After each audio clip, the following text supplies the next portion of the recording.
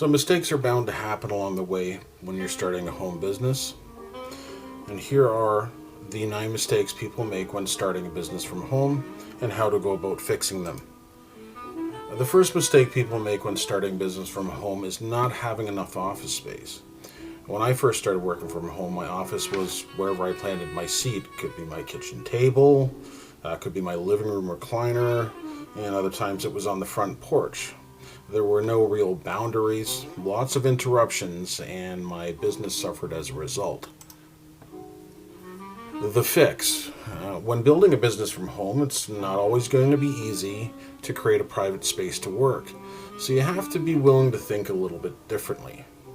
We didn't have a spare room at the time available for an office, and when I was starting to get going with my home business, I had to look for somewhere else that I could have the privacy I needed to work, away from the family. As much as I love spending time with my family, when you're trying to work, it makes things a little difficult when there's a lot of noise in the background.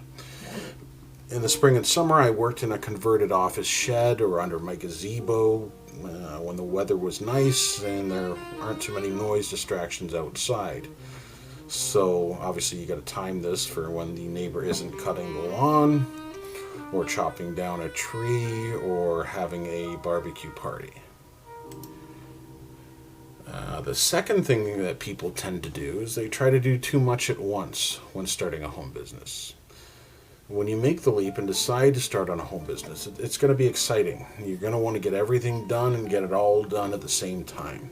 New business owners simply try to do too many things at once instead of concentrating on one thing at a time. Instead of launching their business quicker, they end up getting frustrated and further away from their actual goals. The fix for this is to settle down, start looking at things one at a time. And that's what I did myself, and then success started to follow. I looked at things like online learning, blogs, YouTube videos, podcasts, and books, anything I could get up my hands on that helped me learn about a home business and how to run one properly and successfully. I did some freelance writing work on the side to get my feet wet. I developed a buyer persona for my target audience. And I launched a website and started promoting the heck out of that website. More promotion and networking followed. And I was always, after that, constantly focusing on next steps. And I continue to do that to this day.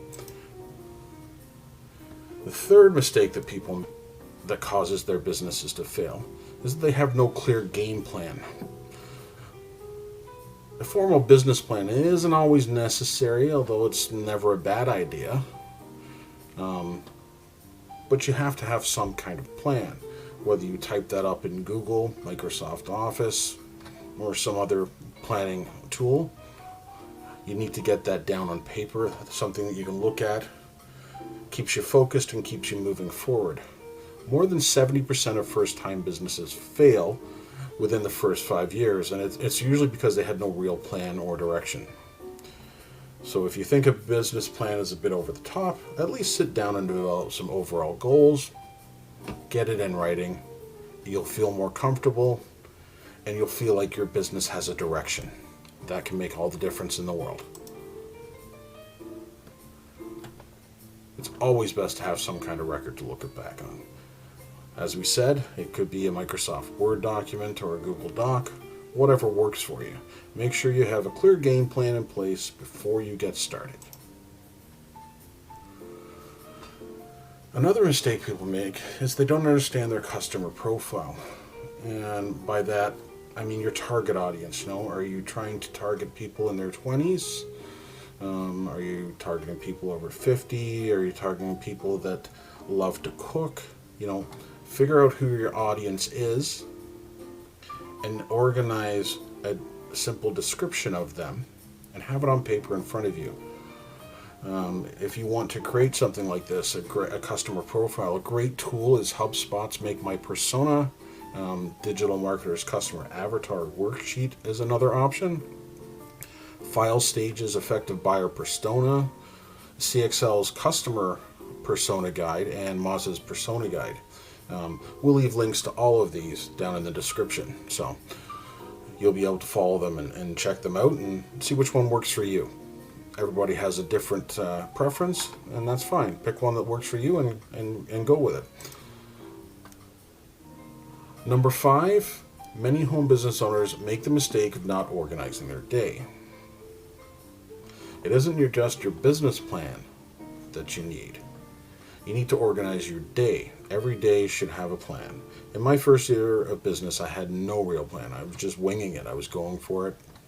I was building a freelance writing business, and basically I was working project to project. When I started to set weekly goals and to map out what each day would look like, I began to make real strides towards taking my business full time. The first part of the morning was for catching up on clients, emails, and prospecting. And the second half of the morning, I would work on my current projects. Always tried to get into those big projects in the morning when you're fresh. Don't wait till the afternoon when you're tired from working all day. Get right into those projects early. The 6th mistake that people make and fail because of is that they don't set limits. Even with a separate backyard office, a clear business plan, and a daily routine organized, you can still veer off the rails by not setting limits.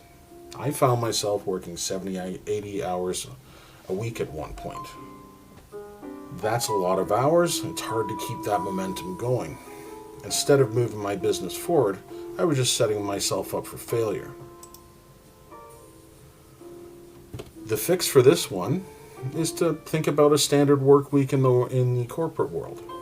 The standard work week in the corporate world is usually somewhere between 40 and 50 hours a week, slightly less is possible for some. You might need to put in a bit more time at lunch, but you should always be aiming at reducing those hours over time if you want to achieve true work-life balance. Working from home can be great for your personal and family life, but not if you spend all of your time working on your business.